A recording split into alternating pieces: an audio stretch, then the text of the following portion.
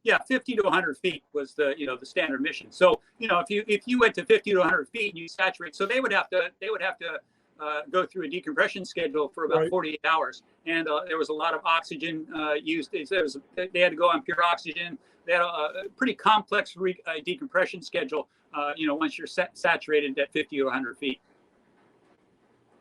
Yeah, very cool. I think we're reaching the top of our hour here, so I think we're going to try to wrap things up here. Be mindful of your time as well as everybody else's that's on here. Anything else you want to throw in there, Adam? No, this has just been pretty cool just to kind of sit back and listen. And Glenn just asked who can build another one today. Well, we're working on it, Glenn. We're trying to get there. I mean, there's probably more talk about it now than there has been in a long time. You've got Fabian Cousteau with the Proteus and so forth. You guys are out there pumping. So like I said, I think it's going to come. I think there's really it's going to take probably a couple of the big guys, guys with some deep pockets to really get away from the space infatuation and turn their eyes towards what's happening here on Earth. I mean, we've heard this over and over and over again, that we have only explored just a small portion of the oceans. And, manned undersea exploration, it hasn't been something that's been real active for a long period of time. There's a few habitats that have been down. There's only one or two that are currently in operation. And, there's definitely need for more. There's definitely a need for, some greater attention to, hey, let's save these oceans. So, the 30 for 30 and 30, goal is something we're certainly going to get behind and do everything that we can to promote, because we wouldn't be here if we didn't have a passion and love for what's going on in the oceans. Very true. Real quick, Richard Brown just asked, have you considered a garden on board for longevity of living time without food provisioning? Well, we actually had I think you guys had posted some of the Nemo's garden stuff recently as well. But I think there was I think the same guys were doing some stuff in here not too long ago. So, and I can tell you that you can do. We know for a fact that you can do hydroponics, but you can also take dirt down and grow stuff. So it certainly can be done in either medium. And there are people out there that are looking into it. And over the years, there's so. Again, it's going to take me some time, but ultimately we had the Chalupa 30, which was a program that NASA did in the late 90s, I believe, where they had astronauts down here for 30 days to kind of study the effects of isolation. They had a whole setup, which sometime I'll get to posting pictures, but we were growing stuff down here as part of that program. So yeah, absolutely, it can be done, has been done, and could be done in the future. Very cool. Sweet. Well, Brendan, I don't think. And I turned the air conditioners off for you guys. I want to turn them back on. It's hot. Yeah. Okay. Well, any parting words then from you then? Well, here's this. I will tell you this. I have been doing this for a long time. I have seen and done a lot of things in my diving career.